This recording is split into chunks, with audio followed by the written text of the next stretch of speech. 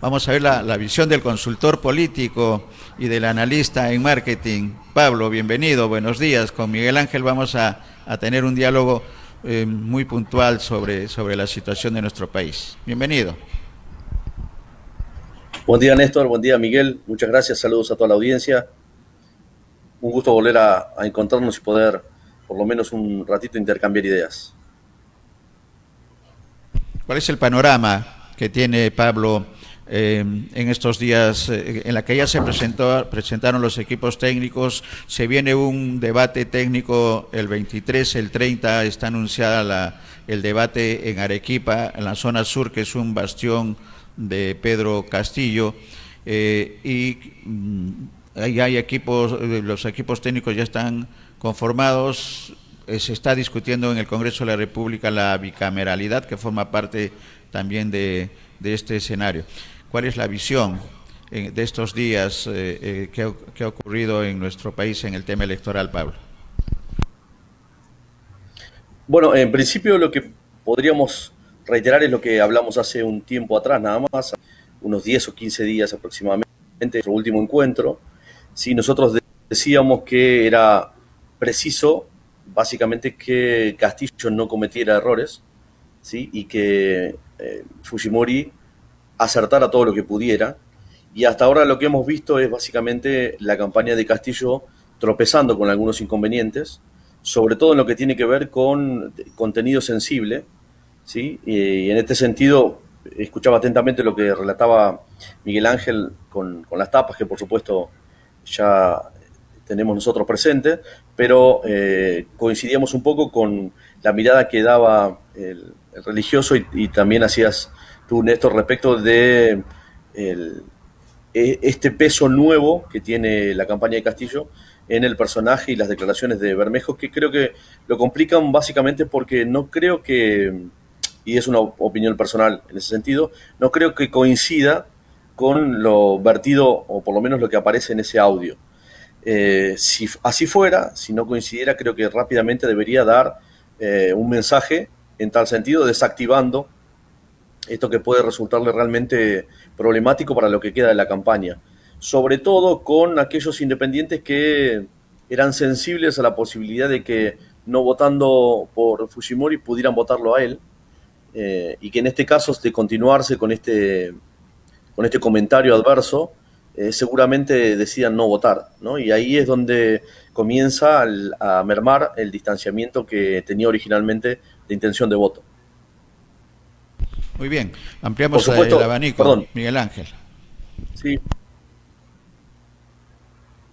no, Pablo, no, creo que perdón, tenías que quería complementar. simplemente, sí, Sí, perdón, adelante. quería simplemente agregar que obviamente esta cuestión de, no es tan sencillo el tema de desentenderse de las declaraciones de quien ha sido electo congresista. El problema que tenemos ahí, desde el punto de vista de la campaña, es que eh, obviamente detrás de todo candidato hay una serie de alianzas políticas y desentenderse o desembarazarse de esta posición obtusa, sí, claramente no va a ser sencillo al interior del partido. Y en esto lo que digo es, seguramente de hacer un señalamiento lo hará en su momento. Creo que todo el escenario político lo está esperando y sería lo recomendable, o sea, por lo menos lo que yo le recomendaría. Ahora bien, también es cierto que eso va a tener un costo político al interior del partido, a la alianza, ¿sí?, que tiene dentro, que deberá resolver los nuevos equilibrios ante la posible decisión del partido de Bermejo. Muy bien, Miguel Ángel. Sí, aquí el escenario, por supuesto, es muy complicado para Pedro Castillo, como muy bien lo acabas de señalar. Este conglomerado de organizaciones políticas definitivamente no necesariamente están contribuyendo a que se consolide, por supuesto, para ganar los votos blancos y el de los indecisos, ¿no? Como muy bien lo acaba de señalar. El asunto es que, ¿cómo desmarcarse de Cerrón? ¿Cómo desmarcarse de Bermejo, que dicho sea de paso tampoco está inscrito en ningún partido, parece ser del conglomerado, y simple y llanamente aparece como un invitado? Pero esa mentalidad, digamos, totalitaria, calificada por supuesto como terrorista. La situación legal que está afrontando Bermejo definitivamente es un lastre para la campaña de Perú Libre.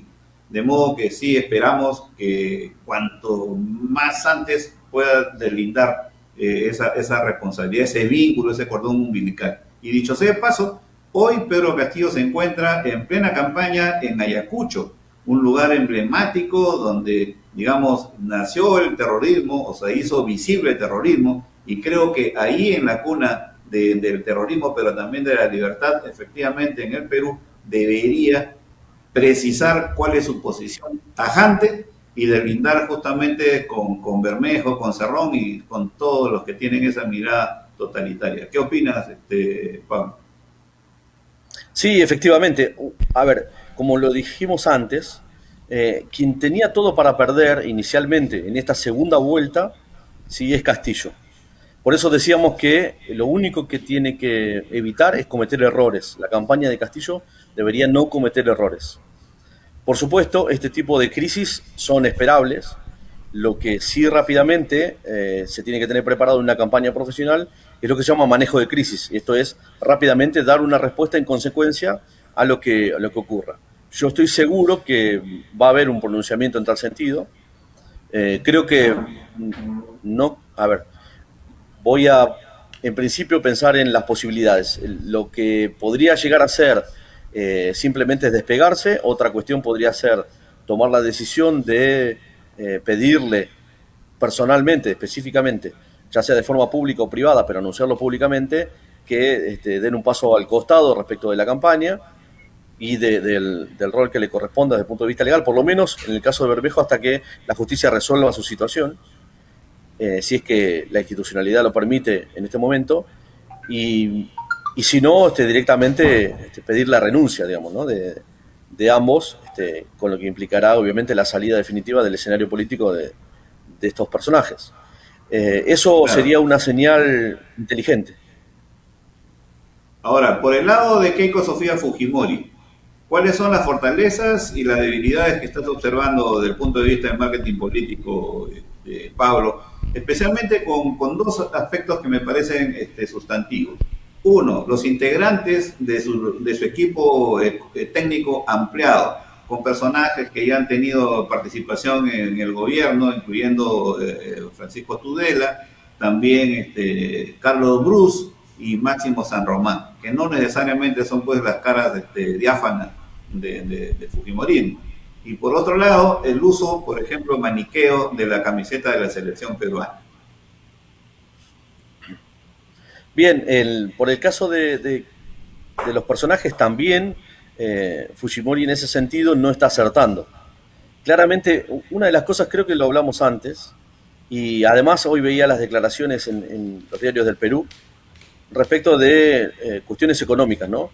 Y en ese sentido, que me perdonen los colegas economistas, pero que no solamente ocurre en el Perú, digo, está ocurriendo en todo el mundo, ¿sí? Están utilizando las mismas hipótesis, y te diría que las mismas tesis para abordar una realidad que ha cambiado definitivamente. O sea, posiblemente no lo puedan ver porque siguen analizando las mismas variables, pero claramente hay en el mundo un cambio que está dado por situaciones excepcionales. O sea, esta pandemia, sí, que la primer pandemia global, mediatizada, por supuesto, que ha afectado de una punta a otra del planeta, ¿sí? Seguramente va a tener consecuencias, algunas inesperadas, lo cual hará que los análisis que hagamos, ¿sí? Y lo digo desde el punto de vista de comunicación, ya hay algunas transformaciones en ese sentido, ¿sí? Pero también en la economía, ¿sí? Seguramente en la medicina, también habrá que ver desde el punto de vista del derecho, pero lo que ocurre es que los veo repitiendo siempre la misma historia, las mismas tesis, ¿sí? Cuando el mundo ha cambiado definitivamente. En ese sentido, lo que hace Fujimori es traer gente, ¿sí? Que ya ha sido de alguna manera expuesta a sus ideas y han puesto las ideas en acto. Entonces, en ese sentido sí veo una debilidad, ¿sí? El tema de, imagínate esto en la calle, ¿sí? Básicamente la gente que toma partido o empieza a tomarlo porque empieza a calentarse el escenario político, y más con este tipo de publicaciones, ¿sí? Con el tema de duramente contra Castillo, creo que hay una andanada feroz renovada de parte de algunos medios en particular contra Castillo, que habla de esto, ¿no? Quiere convertir a Perú en Venezuela y el tema de su cercanía al terrorismo, etcétera. Que puede ser real o no, no estoy diciendo eso. Lo que estoy diciendo es que los mensajes van en ese sentido y por eso decía que Castillo no puede equivocarse y Keiko debería acertar.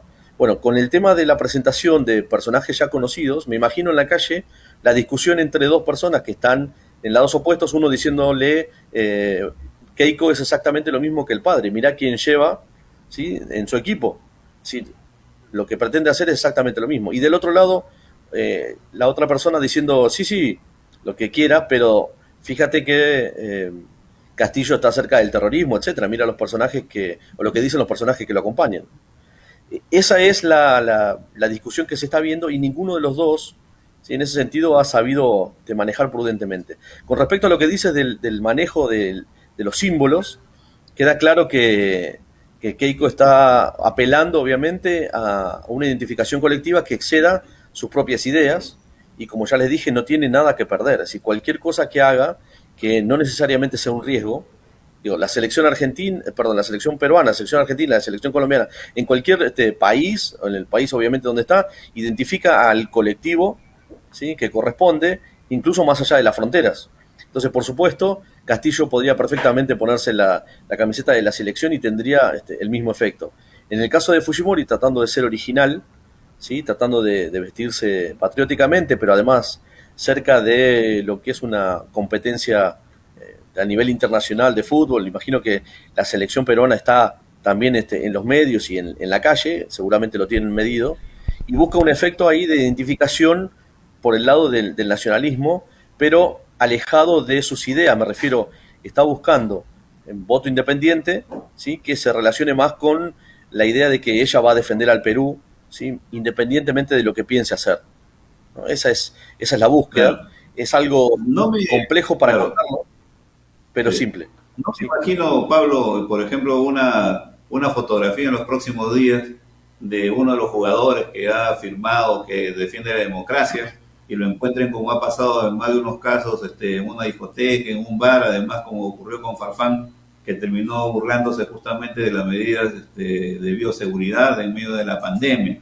Es decir, también es una debilidad, van a tener que guardarlos a los jugadores que se han expresado a través del video, porque lo contrario también va a ser un grave efecto contra la campaña de Keiko Fujimori. Con respecto a este tema... Sí, te escucho. No, decía que esto del apoyo de los jugadores, obviamente, no creas que es algo no provocado, digamos, es algo buscado, que lo que se llama es la búsqueda de asociación positiva, ¿no?, que relativiza un poco, o sea, cuando... Esto lo digo en general para el público que nos mira, sobre todo porque creo que con ustedes hemos compartido e intercambiado ideas al respecto. Pero cuando uno busca símbolos, ¿sí?, de tipo generales, como el tema de la camiseta de la selección argentina o apoyo de políticos o personajes del mundo del espectáculo, básicamente lo que intenta es relativizar el peso de las ideas e ir más con el tema emocional, ¿sí? En ese sentido es la búsqueda que está haciendo Keiko. Pero bien, como dices, ¿sí?, la asociación positiva dura en tanto y en cuanto ninguno de los asociados casualmente tenga de repente algún tipo de escándalo en el medio, ¿no? Y considerando, la posibilidad de que ocurra o se repita alguna escena como la que nombrabas antes, ¿sí?, es un riesgo, pero me imagino que habrá algún tipo de compromiso. Por eso digo, no es algo que ha surgido espontáneamente de los jugadores, sino que han ido a buscar a determinados jugadores pidiéndole que los apoyen explícitamente, ¿sí? Imagino que tendrán alguna especie de acuerdo para que no se escandalice de repente la opinión pública con alguna acción como la que comentabas. Claro, ahora, de todas maneras se está acudiendo al mensaje populista, quieras o no, Keiko, con este tema del 40% del canon minero directamente a los bolsillos de las familias en torno a la zona de influencia, por ejemplo, de la minería. Pero también lo acaba de anunciar ahora en Iquitos, ¿no? Entonces, no sé cuál de los canos va a aplicar ahí, el canon hidroenergético o el canon maderero, ¿no? Y el problema, evidentemente, que existe en esa zona es que cómo se van a registrar las familias y qué tipo de entrega van a hacer, porque sabemos también que a veces pueden tener un hijo en un en un lugar determinado donde están los padres, pero también tienen hijos fuera de la localidad, ¿no? Entonces, un poco complicado, me imagino que hay una oferta técnica bien elaborada, pero definitivamente este asunto del 40% es como una golondrina que no hace verano. ¿Qué otras medidas correspondería a Keiko para acercarse más al centro y o a la izquierda? A ver, yo creo que la debilidad que tiene fuerte Fujimori lo hemos visto, a pesar de que atraviesa todos los niveles socioeconómicos de, del Perú, claramente Castillo lo adelanta mucho, lo aventaja bastante en lo que tiene que ver con el sector C y D, ¿sí? Del espectro socioeconómico. Por lo tanto, imagino que está apuntando ahí esas cuestiones. Creo que para lo que es los niveles más elevados, está hablando un poco también de esa cuestión. Lo que pasa es que no es sencillo hacer anuncios tan grandilocuentes, ¿sí? Para lo que es la clase media o la clase alta, ¿sí? A lo sumo hablará de reactivación económica, ¿sí? O reducción de impuestos, lo cual empieza a ser contradictorio respecto del mensaje populista con esto de repartir cánones, porque imagínate que si yo empiezo a repartir ingresos del Estado proveniente de algún tipo de explotación, ¿sí? Claramente la recaudación del Estado Nacional cae, por lo tanto debe apelar a otro tipo de mecanismos recaudatorios. Y obviamente el mecanismo que más a mano tiene es el impositivo. Entonces ahí hay una especie de contradicción en la cual creo que podría quedar en evidencia en el caso de un debate inteligente o bien de preguntas por parte del periodismo o análisis del periodismo un poco más profundo de las propuestas que se están haciendo. Yo creo que los dos en ese sentido, ¿sí? Intentan dar respuestas a una emergencia que, como te digo antes, o les decía antes, ¿sí? Los economistas siguen pensando en una situación, al menos los economistas que se leen, ¿no? No algunos conocidos que nosotros tenemos en los grupos de trabajo, pero digo, están hablando de la economía en un escenario de dinámica hipotéticamente normal, ¿sí? Cuando claramente eso ya no existe. Adelante, Néstor. Muy bien, sí, importante las precisiones, Pablo.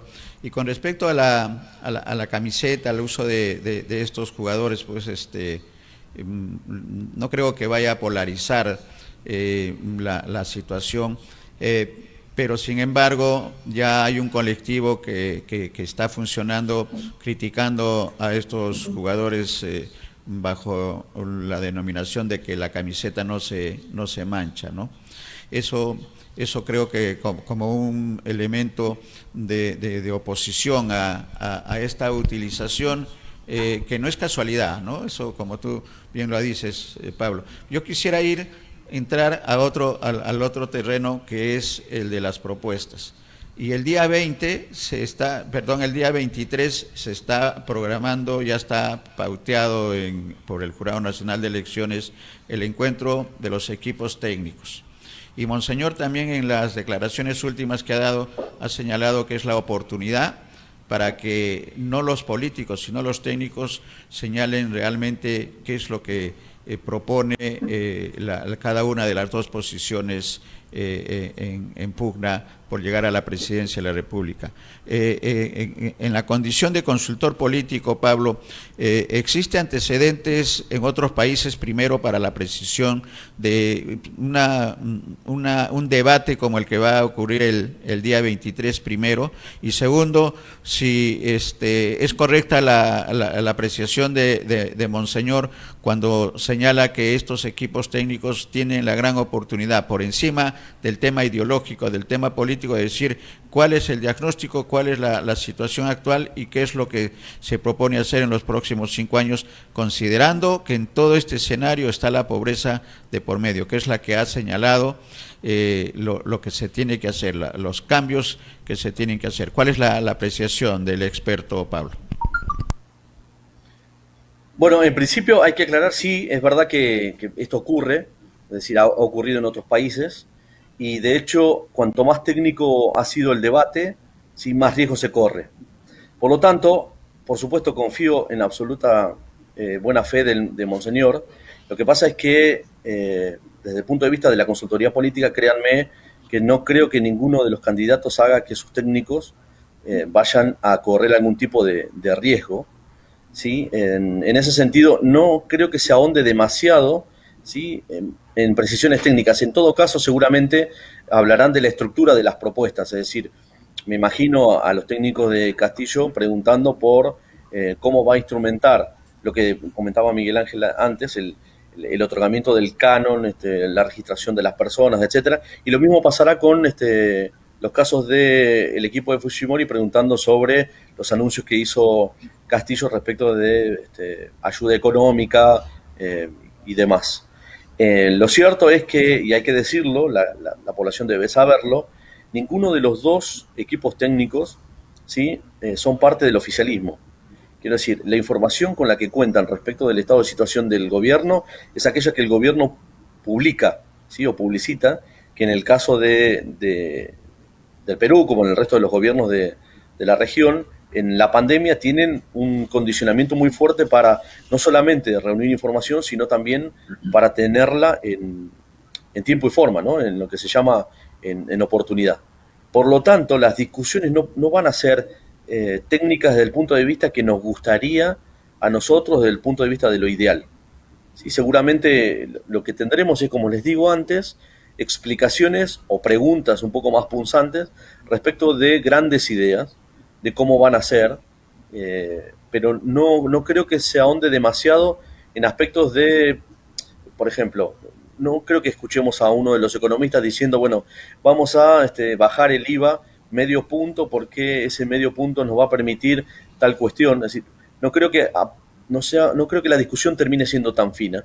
Creo que ese argumento tiene un montón de contraargumentos y ahí es donde se perdería mucho tiempo en el debate y mucha capacidad o posibilidad de enviar el mensaje que uno quiere dar. En tal sentido, lo que sí pueden escuchar son más anuncios generalistas, puede ser en ambos casos de tipo populista, no sé, a la clase media y alta diciéndole algo así como vamos a promover una reducción de impuestos, vamos a facilitar el crédito. Ese tipo de anuncios son los que son esperables en ese debate. Cuando del otro lado pregunten cómo lo van a hacer, ¿sí? Seguramente las respuestas van a ser también generalistas. Van a decir, bueno, vamos a hacer una reorientación del presupuesto, cuestiones así. Pero, insisto, no va a haber un debate a nivel técnico detallado, porque eso implicaría seguramente entrar en un campo de la especulación, por carencia de información, pero además también porque es altamente probable que mucho de lo que se diga sea complicado de llevar a la realidad en el momento de la gestión. Correcto, de manera que este encuentro a 14 días, Pablo, me refiero al encuentro técnico, al debate técnico, a 14 días de que los electores acudan a las urnas, va a traer generalidades. Y como se dice acá en nuestro país, hay un dicho, es un saludo a la bandera, ¿no? Que hace recordar lo que ocurrió durante la ocupación chilena, que obligaban a los chilenos a saludar a la bandera chilena que ocupaba en ese momento nuestro país, y salió esa expresión que no es de ninguna manera despectiva para nuestro símbolo patrio, como explicación. Y la otra lectura, Pablo, que te pediría es que eso va a ocurrir 14 días para las elecciones. Y el debate presidencial, que es el debate político y de propuestas reales de los dos candidatos, va a ser una semana después. En todo ese escenario, ¿qué puede ocurrir? Decías que Castillo no debe cometer errores y Keiko tiene que acertar todo lo que haga. Entonces la situación se va a mantener, entonces, y no digo por las encuestas, sino que la situación de los candidatos frente a los electores se va a mantener hasta el último día. ¿Cuál es la apreciación? Me refiero al último día de las elecciones, de ir a las urnas. Yo estoy convencido que es poco, más allá de lo que están diciendo las encuestas, ¿sí? Yo creo que todavía es muy poca el cambio de definición de intención de votos. A pesar de que las publicaciones dicen que está bastante parejo la intencionalidad de voto, creo que no refleja el total de la realidad. Ya tuvimos la sorpresa de Castillo en la primera ronda, que tiene que ver un poco con dónde se está midiendo, cómo se está midiendo la intención de voto, la opinión pública.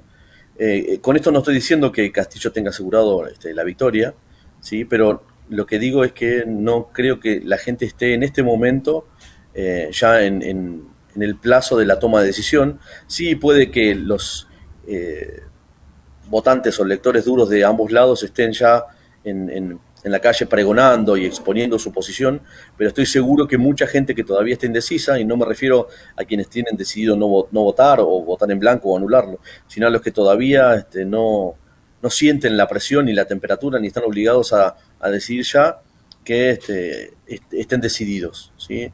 Creo que eso se va a dar a partir, ¿sí?, del segundo debate, y no digo que el debate lo defina, porque como dijimos hace tiempo, los debates, más que definir la intención de voto, lo que hacen es fijar posiciones respecto de sus electores duros, ¿sí? Y ahí me parece que hay que hacer una relación muy particular. Creo que el debate presidencial va a estar condicionado fuertemente por cómo se comporten los equipos técnicos en el debate técnico que viene. A ver, volviendo a decir lo que dije antes, creo que el debate técnico no va a ser de mucha profundidad. Sin embargo, sí creo que va a poner límite a mucho de lo que tengan que decir en el debate presidencial. ¿En qué sentido? Salir a aclarar algunas cuestiones que no hayan quedado bien claras o incluso confusas, o bien reafirmar lo que se midió como un éxito, ¿sí?, respecto de lo que dijeron los técnicos. En ese sentido, me parece que ambos equipos de campaña estarán trabajando para que no haya ningún tipo de paradoja o contradicción lo que se diga desde el punto de vista técnico de lo que después digan los candidatos más adelante. Con respecto al debate técnico, solamente quiero aclarar, hay dos casos muy puntuales. El caso de una campaña española donde la candidata al ministro de Economía del Partido Popular, de quien perdería las elecciones, de Rajoy, ¿sí?, hizo unas afirmaciones desde el punto de vista económico muy puntuales, técnicas, que fue uno de los efectos más negativos que tuvo la campaña de Rajoy. Por eso es que decía que evitan dar tanta especificación, porque por supuesto cuando vos das una especificación de ese tipo puede ser criticada fuertemente desde el punto de vista lógico. Sin embargo, si sos un poco vago, siempre podés escaparle a la crítica dura y defenderlo también con cierta vaguedad. Digo esto porque es lo que se acostumbra. Con respecto a la decisión, creo sinceramente, Néstor, que gran parte de la población se va a tomar el tiempo de decisión después del debate presidencial en la última semana, ¿sí?, donde creo que ambos van a llegar con el piso de los votos que tuvieron, ¿sí?, y seguramente con techos diferentes. Creo que en ese sentido tiene para corregir Castillo, ¿sí?, sobre todo se esperan gestos de un líder, ¿sí?, creo que es importante en eso con respecto a las declaraciones de estos dos personajes. Y en el caso de Keiko, creo que se espera algún tipo de señal respecto, o al menos una señal un poco más clara, que entiendo que será difícil porque hay que ser bastante creativo en eso, de que no va a repetir la historia, que no va a ser lo mismo que su padre, ¿sí? Pero, insisto, creo que todavía los electores, sobre todo aquellos que sí tienen decidido votar, todavía no sienten la presión de estar eligiendo, ¿sí? Creo que eso va a ocurrir en la última semana, cosa que es bastante común, dadas también las condiciones. Y es altamente probable, digo esto también señalando lo que pasó en Chile, es que volvamos a tener un nivel de inasistencia a las urnas bastante elevado. No digo tanto como en el caso de la convocatoria chilena, donde solamente fue a votar el 40% del padrón electoral, pero sí creo que vamos a tener un ausentismo importante en estas elecciones presidenciales. Correcto. De manera que vamos a tener por lo menos dos encuentros más contigo, Pablo, antes del 6 de junio, de todas maneras. Una última pregunta, y tiene que ver con el escenario del debate presidencial del día 30 en Arequipa. Toda la zona sur es un bastión de Pedro Castillo. ¿Eso juega a favor, en contra de Keiko Fujimori? ¿Cuál es la apreciación tuya, Pablo? No, a ver, con el tema de dónde ocurra, ¿sí? Es un nivel de alto riesgo para Castillo, porque claramente cada vez que se vaya a territorio ajeno, por así decirlo, geográficamente, ¿sí?, el visitante, ¿sí?, quien juega de visitante, tiene una ventaja que es la de poder victimizarse. Entonces, una de las cosas complejas en ese sentido es cómo evitar la posibilidad de que haya algún tipo de reacción que refuerce visualmente, comunicacionalmente, ¿sí?, esta posición de víctima, ¿no? Que seguramente lo hará Keiko en su momento, ¿sí?, cuando vaya, como hizo cuando fue a la localidad de Chota, ¿no? Es decir, ella fue de visitante y jugó el rol de visitante.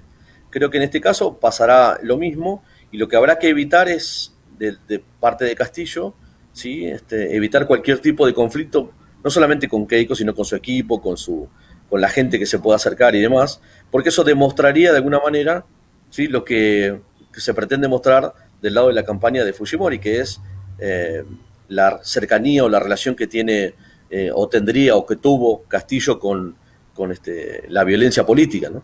Entonces, creo que ahí hay un riesgo para Castillo, la visita de Fujimori a una región que le responde más a él, ¿sí?, que evitar que haya desmanes, que la gente se comporte correctamente, y además evitar que haya simulaciones en ese sentido, ¿no?, que también es un riesgo, ¿no?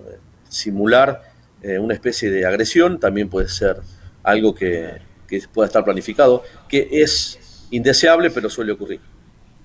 Muy bien. Miguel Ángel, a lo mejor algún comentario final.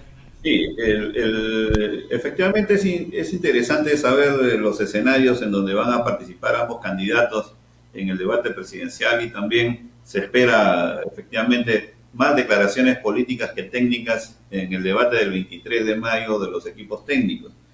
Sin embargo, también, Pablo, hay una suerte de camisa de fuerza, por lo menos de carácter ético y moral, de parte de los candidatos cuando han suscrito este juramento por la democracia. Y por supuesto, el compromiso, digamos, del mayor peso que tendría que afrontar Pedro Castillo es la defensa de la democracia y, por supuesto, la independencia de poderes y de las instituciones autónomas, como por ejemplo el Tribunal Constitucional, la Defensoría del Pueblo, etcétera. Eso es en el caso de Pedro Castillo. Pero en el otro caso, por ejemplo, que también está en uno de los puntos, es promover y proteger la lucha contra la corrupción y no interferir en la investigación que realizan los organismos especializados tales como Fiscalía, Policía, Procuradurías y Contraloría. Y aquí sí el peso está sobre Keiko Fujimori. ¿Cómo crees tú que puede justamente impactar en la población este tema de los asuntos efectivamente legales que está afrontando Keiko Fujimori versus las acusaciones de los allegados, como el caso de Bermejo, en el tema de Pedro Castillo y Perú Libre?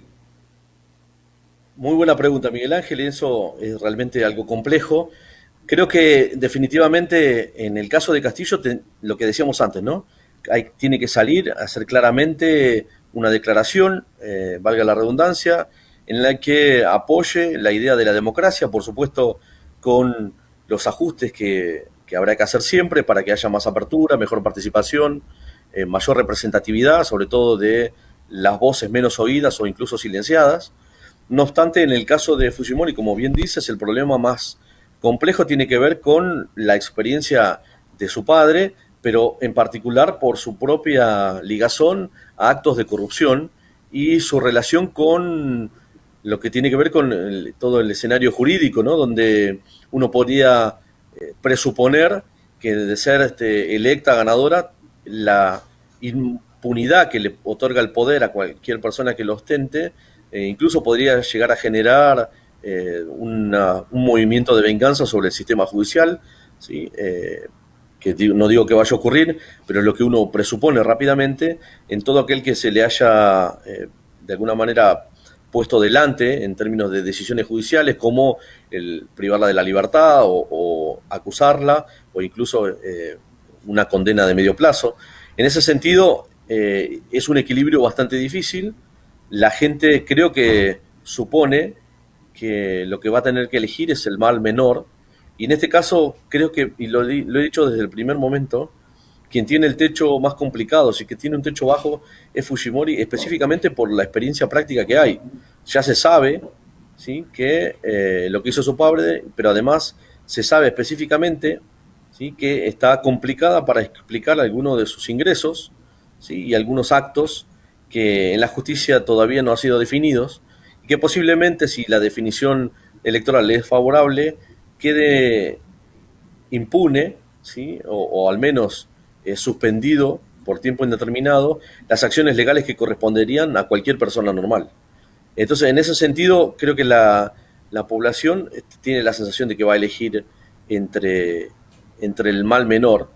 Y en ese aspecto, por supuesto, creo que el gran éxito que ha tenido en la campaña de Fujimori es poner el tema del terrorismo o la amenaza a la democracia casi a la misma altura que el nivel o el riesgo de corrupción que la precede como algo prácticamente evidente.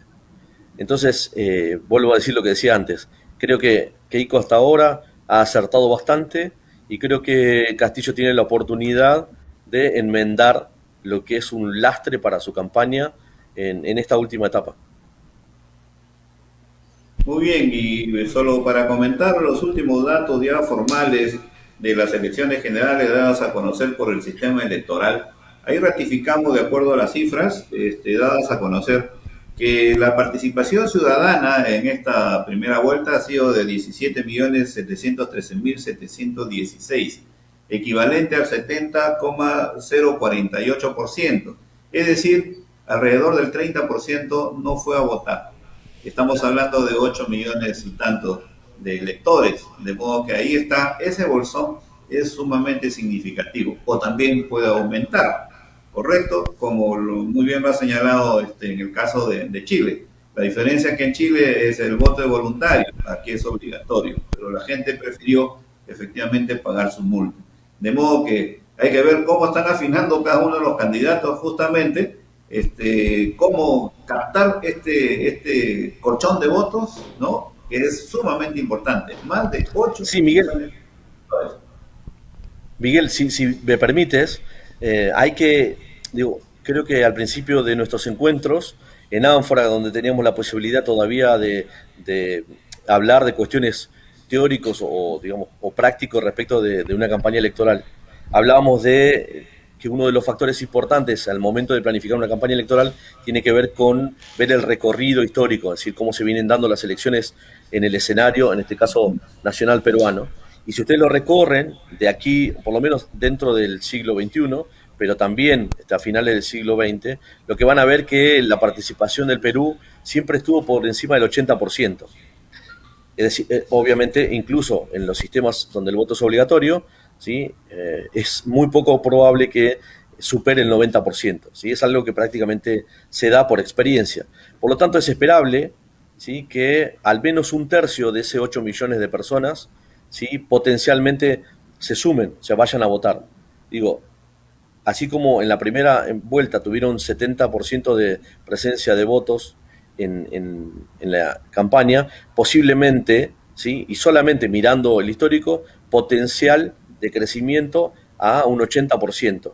Pero también, como lo dije antes, y no pareciera que me estoy contradiciendo en ese aspecto, es altamente probable que la motivación para votar en un escenario de conflicto tan fuerte, en medio de una pandemia, con el nivel de incertidumbre y el riesgo que puede implicar el mayor contacto que supone una elección en este caso, ¿sí? Con cuestiones no resueltas o al menos con vacunación parcial y demás, no nos debería plantear también un escenario donde tengamos menos gente yendo a votar. Sobre todo gente que no tiene decidido, o mejor dicho, que tiene decidido no votar por ninguno de los dos, ¿sí? Lo cual, insisto, le da crédito muy fuerte a Fujimori, considerando que los votos se cuentan por voto válido, ¿sí? Por lo tanto, en ese aspecto, Keiko Fujimori, que es, como les dije desde un principio, quien tiene el techo más bajo de ambos, ¿sí? Creo que la condicionaría favorablemente. En cambio, Castillo, ¿sí? Que tiene hasta ahora los votos que tuvo, ¿sí? No sabemos cuánto en ese sentido podría crecer si bajara el nivel de participación, ¿sí? Castillo requiere el mismo nivel de participación, el mismo exactamente para ganar las elecciones. Keiko posiblemente se vería beneficiada si bajara la participación, sobre todo de un sector específico de la sociedad, incluso de alguna región. De manera que Correcto. periodísticamente hay cosas interesantes de los próximos días hablando de esos porcentajes del 20% que no van a las urnas o que simplemente no concurren. Estamos hablando, Pablo y Miguel, de un 10% que sí podría ir. Ya estamos hablando de 2.300.000 votos que irían. Evidentemente, al parecer, a Keiko Fujimori. ¿Es correcta esa lectura, considerando que quienes no van a votar normalmente son de los primeros, de los segmentos socioeconómicos A, B y algo del C? ¿Es correcta esa lectura ya en la parte final, mi querido Pablo? Néstor, yo no me arriesgaría a que todo ese porcentaje se vuelque a Keiko, ¿sí?